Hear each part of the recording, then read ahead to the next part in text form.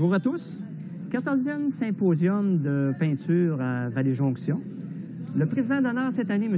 Yves Ayotte. Bonjour, M. Ayotte. Bonjour, ça va bien? Oui, monsieur de Kamouraska. Kamouraska, depuis très peu de temps. J'ai acheté une maison en octobre l'année dernière. Et puis, je me suis installé là. C'est justement suite à des symposiums. Parce que ça m'a permis de connaître la région. Pendant 8 ans, j'ai participé au symposium de Kamouraska. Ça m'a permis de connaître la région. OK. Alors, ceux qui doutent de l'importance des symposiums, je pourrais vous dire une chose, on peut faire connaître une région. Une région, hein? Très facilement, en invitant des artistes à le regarder pour mieux la voir. Vous voyez, je vous ai écouté hier au soir, il y avait les dignitaires qui étaient ici, qui sont venus, puis les taquiner. C'est une façon un petit peu de quoi, de réchauffer l'atmosphère des députés ou... Non, c'est-à-dire que je peux vous conter une petite histoire. Allez donc. Dans ma courte formation universitaire en philosophie, je pourrais vous dire qu'il y a un des professeurs qui m'a vraiment marqué plus que les autres. Il y en a tout le temps. Oui, oui. Et puis lui, à un moment donné, il est arrivé dans une salle de classe bien ordinaire. Et puis un matin, il a pris un tableau noir, puis il a dessiné un tricycle, un tableau noir. Et puis tout ce qu'il a trouvé à dire, il dit, je vais vous expliquer aujourd'hui qu'est-ce que ça représente. On va donner une valeur aux roues d'en arrière, puis on va donner une valeur à la roue d'en avant. OK. Vous connaissez? Fait qu'il dit, les roues d'en arrière, ça représente tout ce que vous apprenez au point de vue académique, expérience, personnel, ou même, en tout cas, diplôme, ainsi de suite. C'est autrement dit votre bagage que vous traînez avec vous tout le temps. Puis du la roue d'en avant, on va lui donner la variable de l'humain. OK. Je pose maintenant la question, laquelle qui mène? Donc, tu sais, on est toujours avec des humains. Oui. Pour répondre à votre question, il faut toujours rester dans un contexte humanitaire et toujours faire en sorte que, quand on parle à quelqu'un, on parle tout d'abord pas à un préfet, on parle pas à un maire, on parle pas à un intervieweur, on parle à un humain. Un humain, c'est ça. Donc, c'est la roue d'un avant qui mène. Donc, c'est un petit principe philosophique bien simple. Et moi, ça m'a aidé tout le temps. Ça vous a aidé, puis hier au soir, c'est ça, ça a réchauffé un petit peu l'atmosphère, parce que ça a comme brisé des glaces ou... Ça brise un certain protocole C'est ça. qui est voulu par la société, et qui n'est pas méchant en soi. Mais ça crée une atmosphère plus détendue. Les gens sont, je vous dirais, un peu plus à l'aise Ouais. avec ça. C'est un réflexe. Vous avez avec vous, là où vous avez apporté vos tableaux, vous êtes le président d'honneur. Normalement, le président d'honneur, ce qu'il fait, lui, c'est qu'il apporte 2 invités. C'est un petit peu à cause de ça que ça change un petit peu la donne des symposiums dans l'autre. Parce que vous, en amenant du nouveau monde, ça fait un nouveau souffle un petit peu pour le symposium. Vos 2 artistes que vous avez apportés avec vous, c'est les 2 invités? C'est 2 invités. C'est 2 personnes que j'ai connues dans le cadre d'activités, justement, dans d'autres symposiums. D'autres symposiums. René-Rose Pelletier, c'est une artiste qui est en montée extraordinaire. C'est une artiste qui a déjà commencé à exposer dans une galerie assez huppée de New York. Elle commence à prendre un envol international. Ouais. Et puis, c'est une artiste qui s'exprime d'une façon tellement différente de ce qu'on voit normalement, avec un niveau de créativité très élevé. Et puis, moi, j'avais le choix. L'organisation ici m'a donné une opportunité d'inviter quelqu'un qui n'avait jamais participé au symposium, une critère sélection, qui n'avait jamais participé au symposium de Vallée-Jonction. Okay. Et puis, j'ai pensé à elle pour que vous puissiez voir ce qu'elle fait, puis aussi vous enrichir de ce qu'elle peut vous présenter. Puis, il y a Mme Dagenev aussi, que je ne connaissais pas nécessairement, que j'ai connu au symposium de Sainte-Julie, que j'ai invité aussi, parce qu'elle n'avait jamais fait le symposium à Vallée-Jonction. Puis, je pense qu'elle m'a rejoint un petit peu au niveau de moi, en tout cas, où je la rejoins, au niveau spatule. J'aime beaucoup ce qu'elle fait. Puis, je trouvais qu'elle avait pas un certain talent, mais un talent certain. Je voulais qu'elle peigne aussi, qu'elle vienne vous montrer comment elle voit votre région en la peignant, puis je sais qu'elle fait beaucoup de paysages. OK. Alors, c'est deux genres d'artistes qui sont différents dans leurs expressions, mais qui apportent une valeur sûre à votre organisation, à votre symposium. D'ailleurs, vos tableaux, si je peux pas mettre une critique, mais vous avez beaucoup de couleurs, beaucoup de vie dans vos choses, même si vos traits comment dire, les traits des maisons, les traits du patio sont quand même des traits qui sont gras ou en tout cas pas... Moins défini. Moins définis. Il reste que quand on prend un petit peu de recul, on voit pareil Ça, c'est... Moi, je dis souvent, comme boutade, comme ça, que à un moment donné, dans notre démarche, peu importe l'artiste qu'on est, la démarche, on ne peut pas la forcer, ça vient tout seul. Ouais. Puis, cette démarche-là, à un moment donné, ça te demande de t'exprimer autrement. Puis, ça va encore plus loin, c'est qu'un jour, tu décides de plus peindre, tu décides de t'exprimer. Puis, ça prend peut-être 1 an à apprendre à dessiner, puis ça va prendre peut-être toute notre vie à arrêter de dessiner. Pour mieux s'exprimer, pour arriver à laisser, par les tonalités, une place à l'interprétation et non par la ligne pure. Ouais.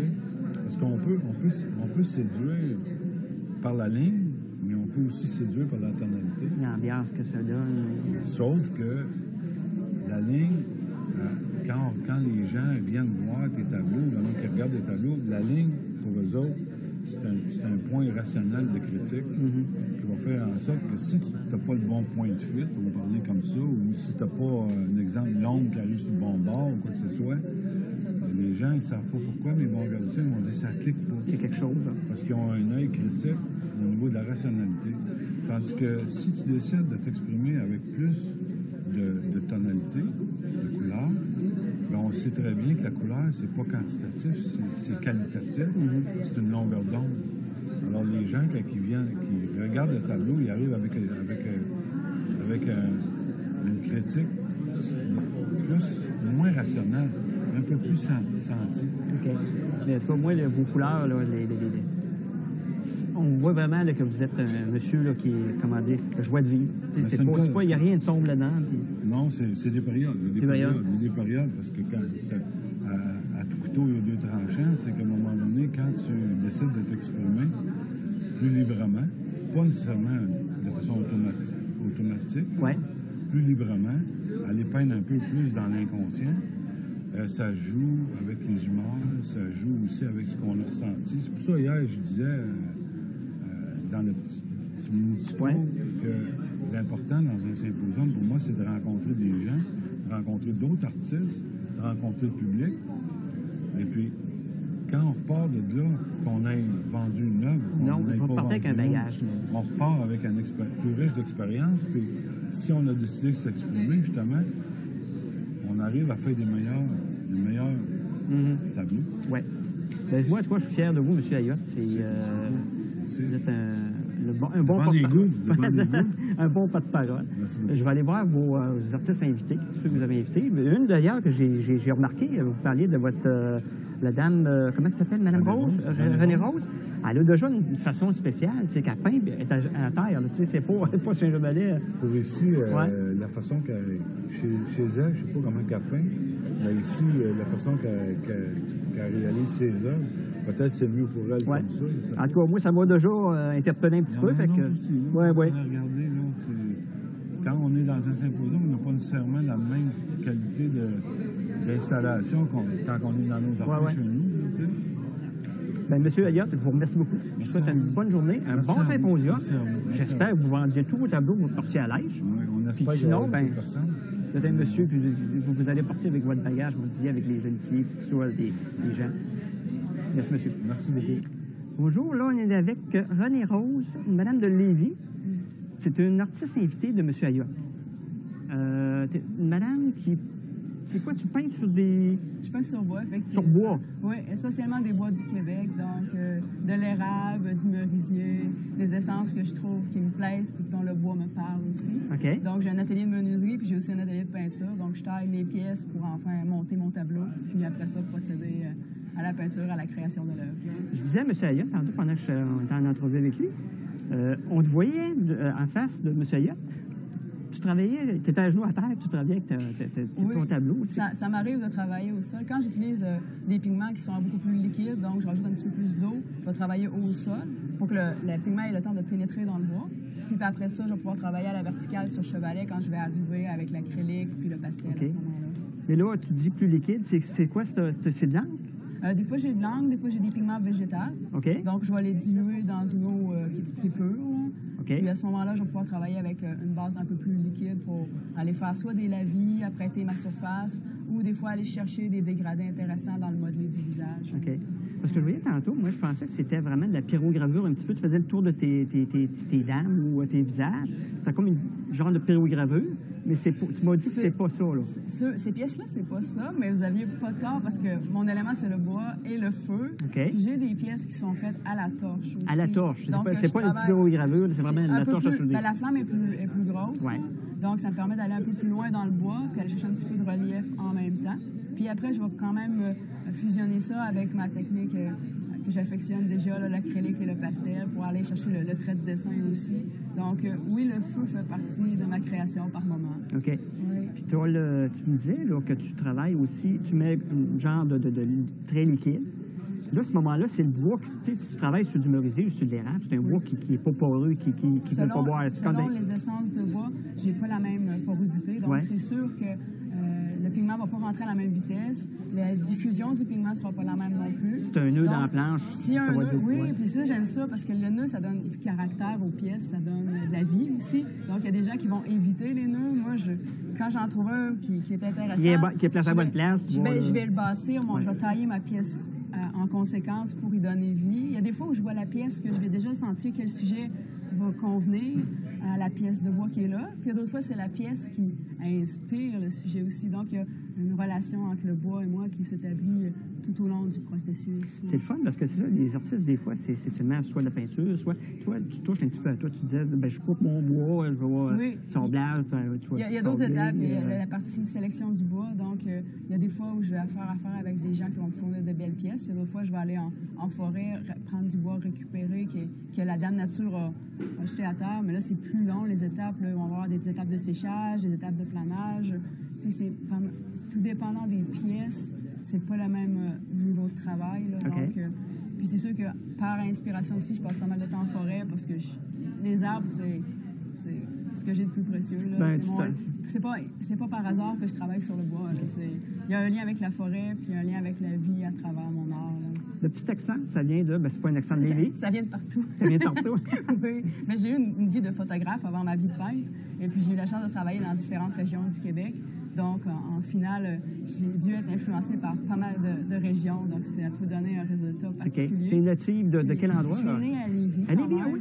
Oui, puis là, j'arrive de New York. Donc, j'ai peut-être un petit restant anglais dans mon oreille. Oui, oui. Je sais pas trop. Mais j'ai comme passé les dernières semaines à parler anglais avec les gens puis à présenter mon travail à New York. Donc, c'est une autre planète, une autre façon de faire aussi. Comment t'es perçu là-bas? Parce que les autres, c'est loin quand même de la forêt, loin, c'est la grande ville. Oui, bien c'est sûr que l'aspect bois de mon travail, il n'y a pas beaucoup d'artistes américains qui travaillent de cette façon-là. Mm-hmm. Donc, quand on rentre dans la galerie, c'est sûr que je ressors bien du groupe. De tous les artistes qui sont là.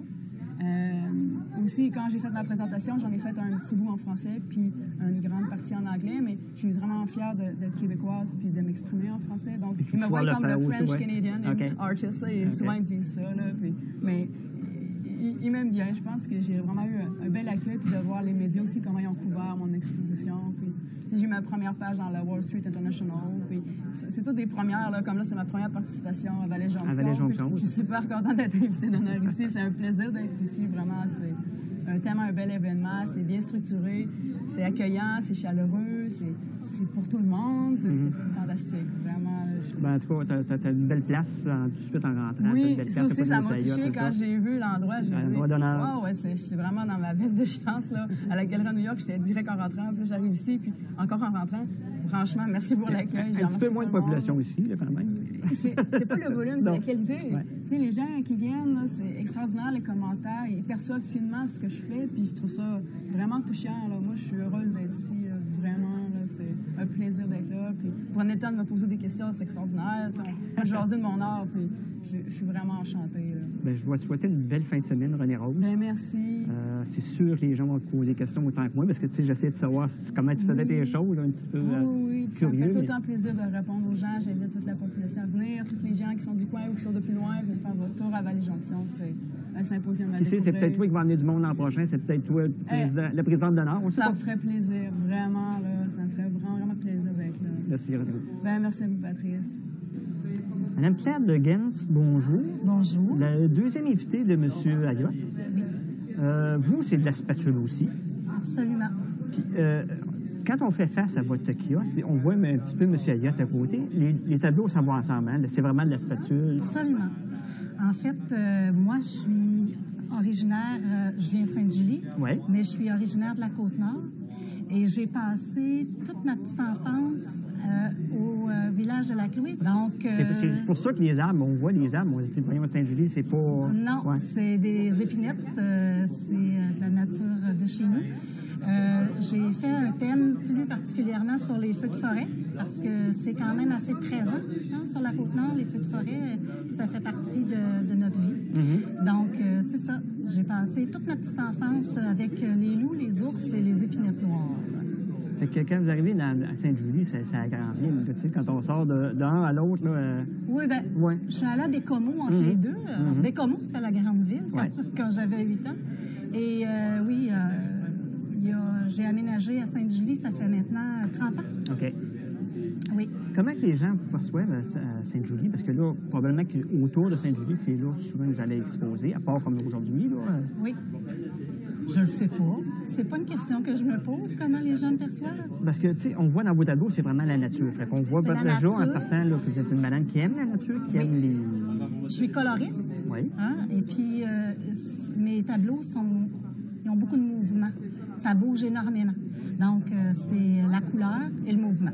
OK. C'est des tableaux qui sont quand même... Mon art est quand même assez fort. Donc, c'est sûr que ça tranche. Ouais.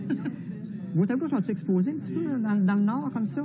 Je Non. me dis, tu vas rester là-bas ou non? En ça? fait, je n'ai pas encore commencé à ne vivre que de mon art. Donc, j'ai un travail à temps plein qui m'occupe quand même. Un travail payer les comptes, Absolument. puis ça pour s'amuser. Ça pour s'amuser, un peu plus que pour s'amuser quand même, pour s'exprimer. Oui. Hein, c'est un moyen d'expression. Donc, comme j'ai un travail qui est quand même assez sérieux, ça me permet de m'exprimer puis de montrer qui je suis. Moi, je vous félicite pour vos tableaux. Puis on dirait qu'on a choisi la place parce que vous êtes tout de suite en face de Marie-Claude Bouchard, Oui. qui, elle, fait des paysages aussi. C'est les épinettes, puis quelque chose un petit peu du nord. Oui. Puis, tu sais, on n'a pas choisi ça, mais on est dans la place, quoi, On a des intérêts communs. intérêt commun. Oui. Mais ce qui est exceptionnel, c'est que c'est quand même très différent. Différent de l'autre. Oui, d'un à l'autre. Donc, Oups, c'est ça, comme je parlais avec Daniel tantôt, le caméraman, c'est drôle que vous travaillez aussi le feu. Parce que, Oui. tu sais, d'habitude, on voit un paysage, on voit une nature, Oui. on voit... Vous avez travaillé un petit peu le feu. oui. Fait que c'est... Mais le feu, c'est la vie. Hein? Mhm. Et puis, dans l'écosystème, C'est les de ça feux, qui renaît c'est de ça que renaît... les autres arbres. Les absolument. Ouais. Absolument. Donc, ça fait peur peut-être, mais pour moi, c'est la renaissance, le feu. C'est le feu sacré aussi. Hein? Ben, je vous remercie beaucoup. Merci. Puis je vous souhaite un beau symposium. Merci beaucoup. Puis en souhaitant que l'an prochain, là, vous soyez encore des nôtres. Ben, assurément, s'il m'accepte. Merci, madame. Merci.